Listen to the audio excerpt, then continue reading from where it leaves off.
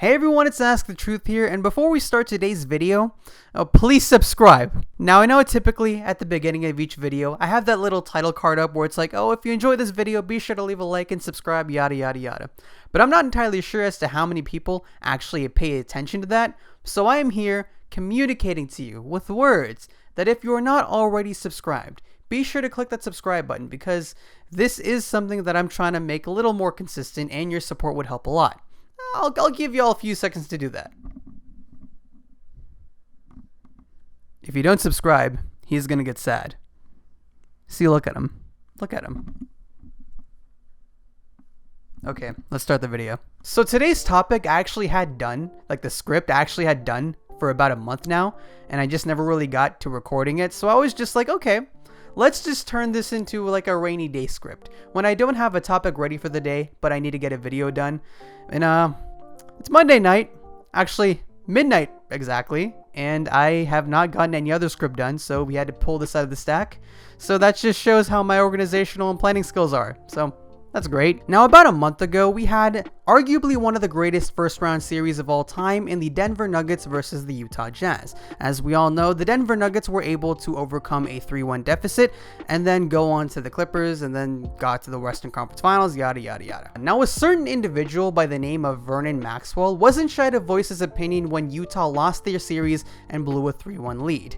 And this isn't the first time that Vernon Maxwell has spoken about Utah in a negative light. If y'all are active on NBA Twitter at all, you probably know exactly what I'm talking about. Like every single time the topic of Utah, not even just the Jazz, literally the state of Utah, he'll just come out of nowhere and literally just start flaming people. So he's done this for about the past 3 or 4 years or so. So after this most recent time, I got really curious as like, what is Vernon Maxwell's damage with the Utah Jazz? So I made it my personal mission to search and scour across the internet, website to website, article to article, interviews, player accounts, everything like that. And I found not much.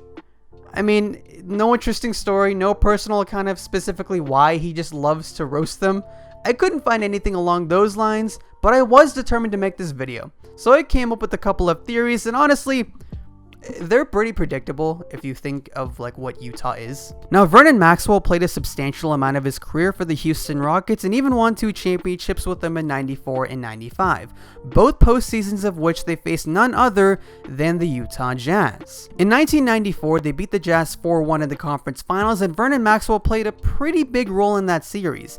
And in 1995, they won 3-2 in the first round, where Maxwell played a grand total of 16 minutes, with 1 of 7 shooting for that game. So those 2 years probably played a big role as to why he doesn't like Utah. 1, because they were competitive, and 2, a second reason that I'm going to get to in a minute. Now later on, I made a bit of a break in this case. I found this video. Now in it, you can see Vernon Maxwell go into the stands and punch a fan.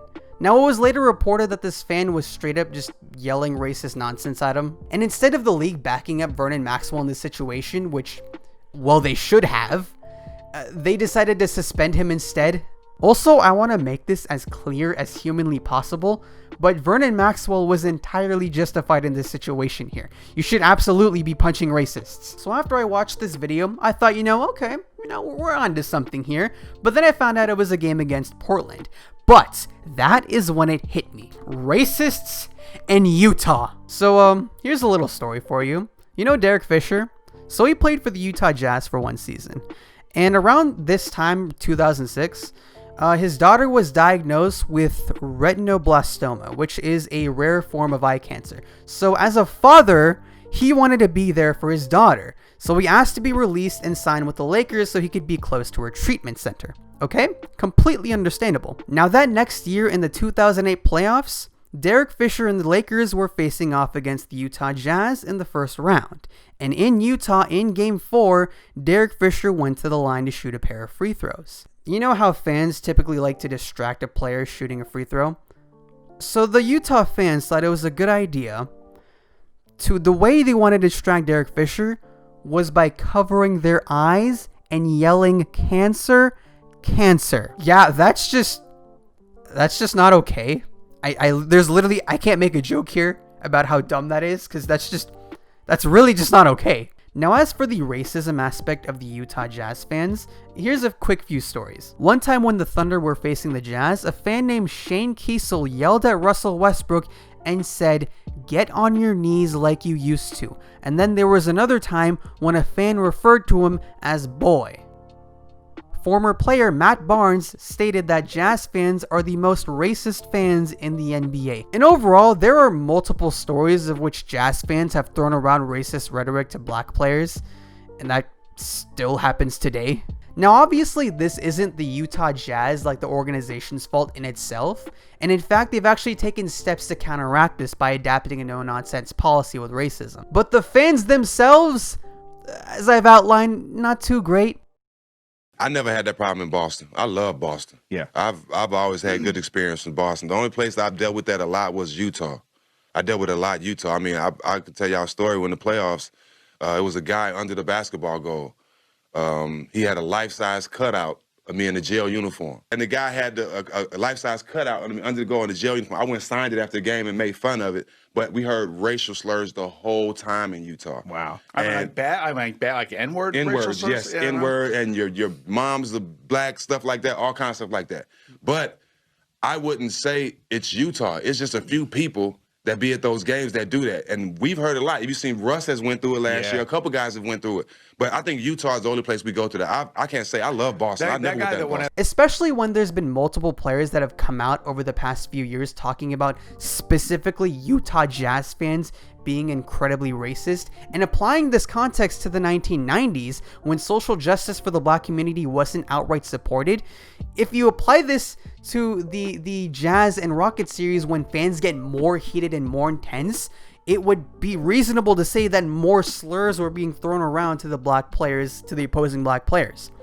And especially Vernon Maxwell himself. So if Vernon Maxwell has that justification for not liking Utah, he's completely justified in doing so. And oh hey, would you look at that? So in this tweet here, Vernon Maxwell states that he didn't tweet during a Jazz Rockets game because he was at his grandmother's funeral, and his inbox got littered with Jazz fans throwing racist rhetoric at him. Yeah, again, he's pretty justified with not liking the Jazz fan base, or Utah as a whole, especially with Utah's history with the LLL. Move those letters back one space so YouTube doesn't block this video. Also, I mean, it's Utah, man. I mean, like, if you look at other teams, they're all named after a prominent city that they're in. Like, it'll be Boston or New York City or Brooklyn, or hell, even Oklahoma City. Oklahoma, one of the most boring states. They at least have the decency to do Oklahoma City. But the Jazz, nope. Just Utah, not even Salt Lake City. And they're literally located in Salt Lake City. Why not just call them the Salt Lake City Jazz? I have no idea. Why are they just referred to as their whole state of Utah? I don't get it. Honestly, I'm just pretty impressed with how consistent Vernon Maxwell is with his hate of the state of Utah, because I can relate personally. I am the same way with the state of Connecticut. Now, if you're wondering, well, Truth, what's your grudge against Connecticut? Now, I have some family in Connecticut. They're pretty cool, but the state itself sucks. There's nothing there. Nothing goes on. There are trees, and then there's bad food. That's all there is to it. And if any of my viewers that just so happen to be watching this video right now, if you do live in the state of Connecticut, I apologize. Not for those remarks, but the fact that you live there. I truly hope that you can escape.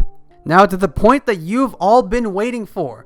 Vernon Maxwell tweets. Let's go over a few of them. Hey guys, Future Truth here.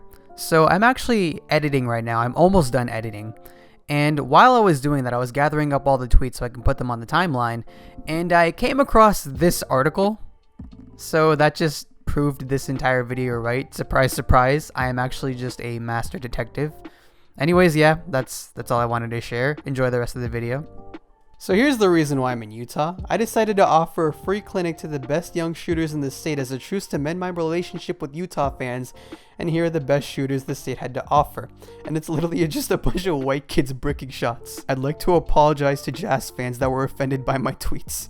If I knew you guys had internet, I would have never made those tweets. I'm not sure why I'm getting so much heat from OKC fans. I think it's a great city. They have a great Walmart, and the VHS section of their Blockbuster always has a nice selection. People in Utah would die to have both of those things. This man really shot shots at OKC and Utah in the same tweet. If the Rockets lose tonight, I will not only apologize to all the Jazz fans, I'll also make my return back to Salt Lake City and hold a free Mad Max basketball clinic for all my fans. But if the Rockets win, Utah must release Donovan Mitchell alone and play for a real city. The cool thing about Utah fans is that there isn't a need, or there is very little regard for the use of punctuation. My heart goes out to the Utah Jazz fans. I don't know what it's like to blow a 3-1 lead in a playoff series, but I imagine it's heartbreaking. Hey, I just saw my previous tweet and accidentally used the wrong emoji. I'm new to the emoji game. I meant to use this one, not this one. My bad, Jazz fans. Oh, sorry. I meant peace. Terrible game, but I gotta give credit wherever it's due. The Jazz have the worst uniforms in the NBA. Alright, come on boys. Let's do this tonight. Send these guys home down 2-0. I'm tired of them using our internet. Okay, now this one isn't actually a tweet, but this is just, it's kind of funny. So, he gave $600,000 to a woman that claimed that Vernon Maxwell gave him herpes, and he didn't care, apparently. Anyways, that is the end of today's video. If you guys did enjoy, be sure to leave a like and subscribe. This was pretty fun to put together. You know, it was more on the casual side of videos. Anyways, that's really all I have for you guys today, so I will see you on Thursday.